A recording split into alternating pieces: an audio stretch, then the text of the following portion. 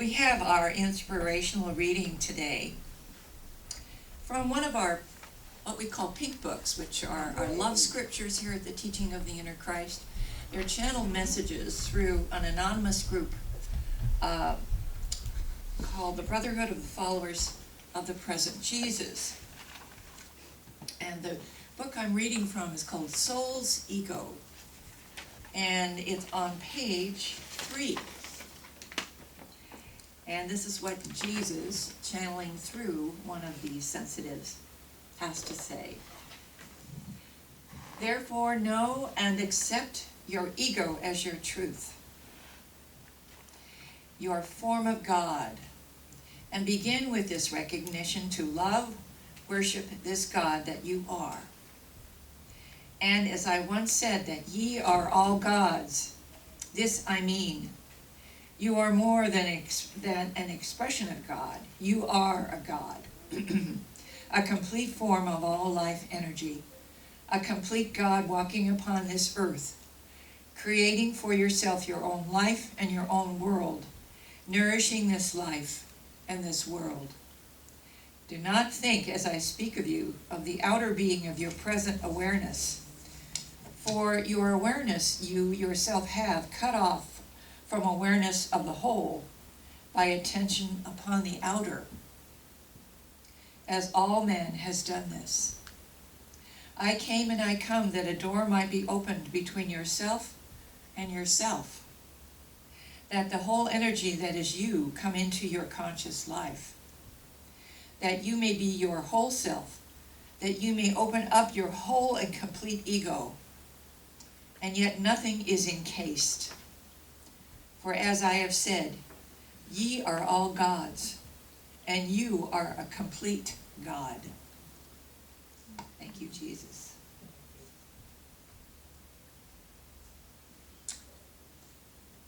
And so, we're going to hear some more about this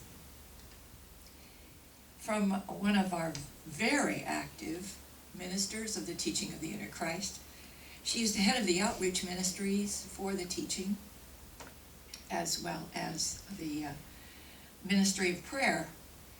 And she also, during her outreach ministry time, is probably teaching about 5,000 classes every week. I might exaggerate just a tad, but it may feel like that. She has taught students from all over the world on this online platform, and it is a very effective way of the teaching being getting all over the world. This is what our co-founder, Dr. Ann Meyer McKeever, had said, TIC all over the world. And so this wonderful being is helping do that. And so she has been with the Teaching of the Inner Christ for many years. I neglected to look up just how many, but that's all right, because she is a very effective teacher here, and leader, and healer, and friend. Please help me welcome, she's going to be speaking, we are the children of God, Reverend Mary Ann Kelley.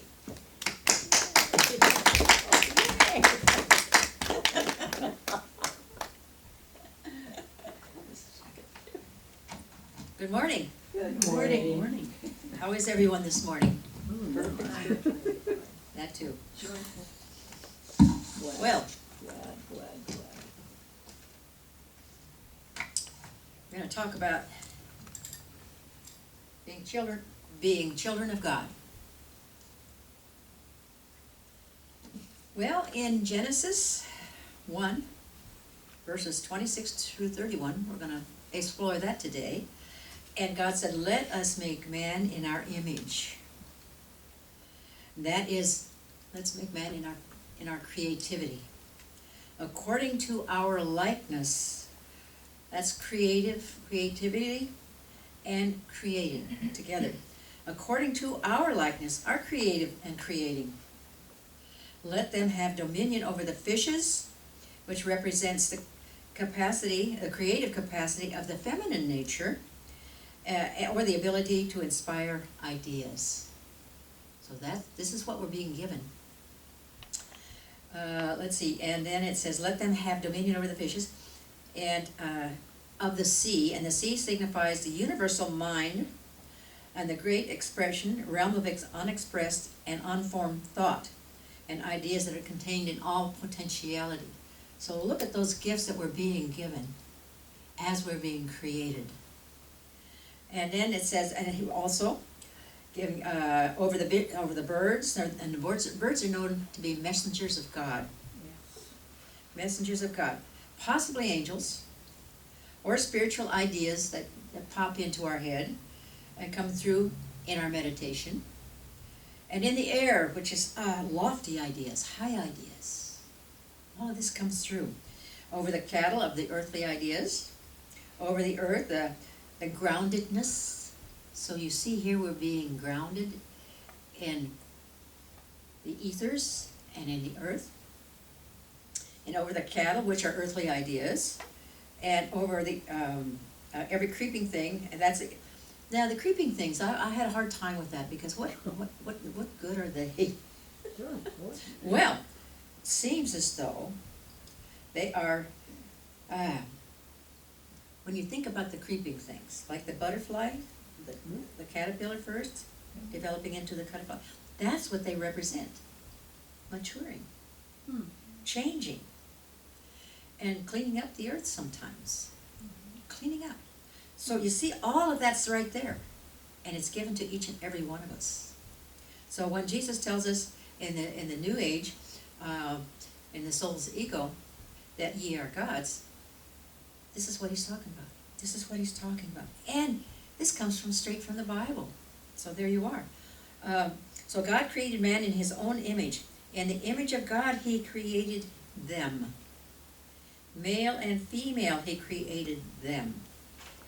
So enough of this rib stuff. God blessed them and said, be fruitful and multiply and fill the earth and subdue it. Have dominion over the fishes, those ideas, and over the sea, and over the birds, and over the air, and over every living thing that moves on the face of the earth. Have dominion. That's a lot. That's a responsibility. We need to be taking a look at what we're doing, so that we can keep up God's work. And God said, I have given you every herb that yields a seed, and a seed is an idea. So every time we get an idea, it's a seed of a thing, and it's going to grow. And which is on the face of the earth, and every tree whose fruit yields a seed, to you shall be as food or sustenance. It'll feed us, both physically, emotionally, spiritually. So also, there's more. Also the beasts of the earth, and every bird in the air, and to everything that creeps on the earth, in which there is life. I have given every green food, every green herb for food. So he's taken care of humanity with all of the fruit, and all of that stuff, and then he gives to the animals. He gives the herbs and stuff. So there you are. And it was so. Well, he did all of that, and God saw that everything he made was indeed very good. So that was the evening and the morning of the 6th day of creation. So we can see from the earliest of times out of the Bible that humans were created in the image and likeness of God, in the image and likeness of the Creator, and endowed with a power like the Creator to create for themselves. Now this doesn't mean we have the whole. What it means is in our own world, we create what it is we experience. And how do we do that? Well, we go to the New Testament, which says in Matthew 1-5, it says, at that time, the disciples came to Jesus, saying, who is the greatest in the kingdom? They wanted to know they were still thinking in terms of hierarchy. Who's the greatest? And Jesus called a little child unto him and set him in the midst of them. And he said, truly. Now remember, in the Bible, whenever anybody says truly or truly, truly, or verily, verily, listen up, because what comes after that is absolute truth, okay? So he says, truly, I say to you, unless you change and become like little children, that is curious and teachable and meek. Teachable mostly. And you want to know, you ask questions. You shall not enter the kingdom of heaven if you don't do that, if you don't become as a little child. Whosoever therefore will humble himself like this little child shall be great in the kingdom of heaven. So we need to keep up our curiosity. We need to keep learning. We need to keep growing.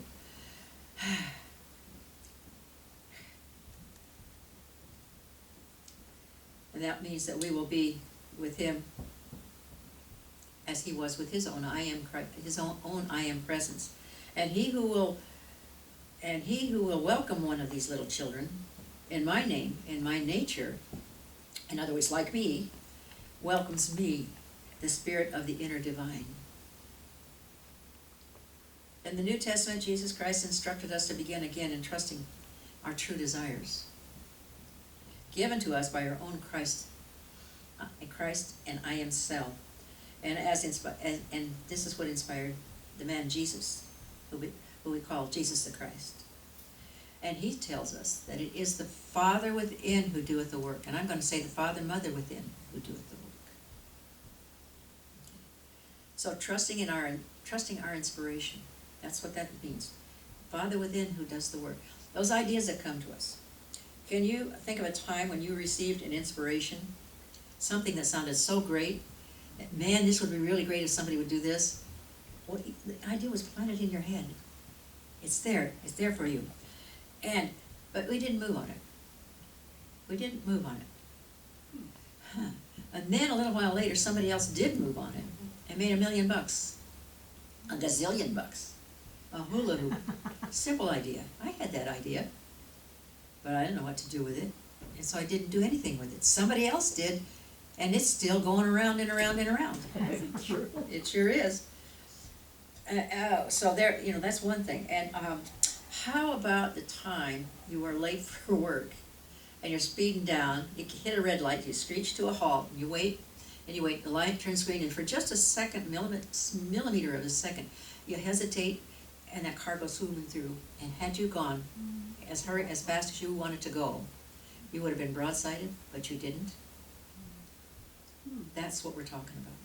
The inner knowing. The inner knowing. Or you're going down the freeway, and something says, slow down, and you do. And some motorcycle goes around and cuts in front of you. And had you been going at the same speed, there could have been a disaster. Your inner guidance and your inner protection is taken care of. This is all a part.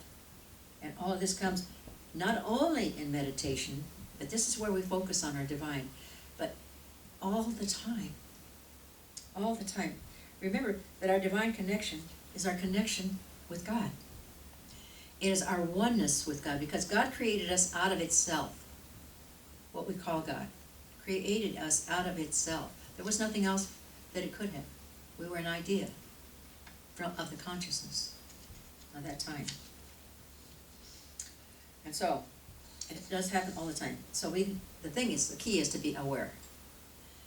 To feel that divine guidance, to feel that divine protection, and that divine abundance that's bestowed on us all the time. And remember that every thought we think, every word we speak, every action we do is a prayer of some kind. So if we're mindful of that, we're going to do things a little differently perhaps. Just be mindful that every thought, every word, and every action is a prayer. And this is why, as Paul tells us, we pray unceasingly. We can't do anything else, because our thoughts, our words, and our actions are always creating what's going on out in front of us. So giving thanks for knowing of our essence and our connection with the divine gets us ready to receive more and more ideas. The more we give, the more we receive. And the more we act on it, the more we have to act on. So we recognize that our thoughts are manifesting. We may sometimes halt a thought, mid-thought, say, oh, No, I wanna think another way. And so we do it. And we change the direction of our thought, and we change the direction of our action, and we change the direction of our manifestation. So indeed, we are all children of God. Ever learning to create, ever giving thanks for what we have created, and whatever it looks like, give thanks anyway, and know that even if it feels uncomfortable, there's a blessing behind that.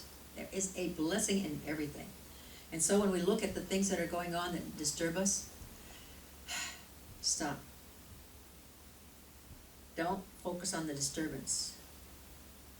Claim in your mind, claim the blessing that's behind it, even though we don't see it, we know that it is there. Behind every adversity, there's a blessing. Claim the blessing and look forward to seeing what it is, because it is there.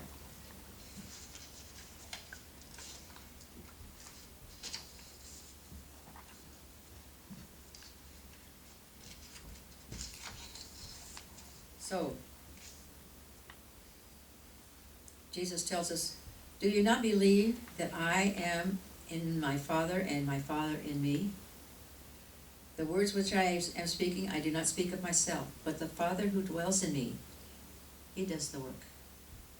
So remember that within each and every one of us, there's a part of us that is a part of the divine.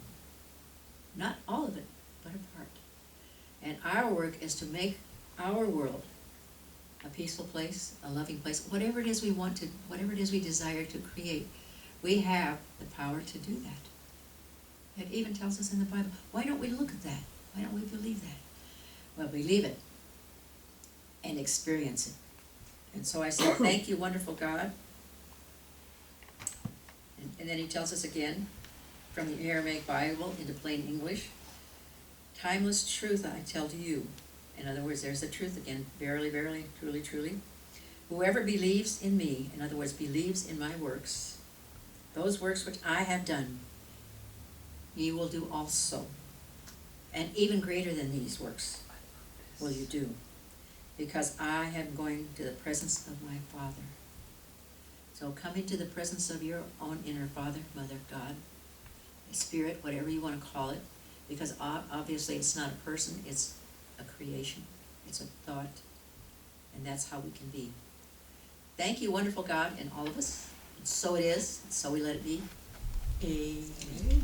Amen.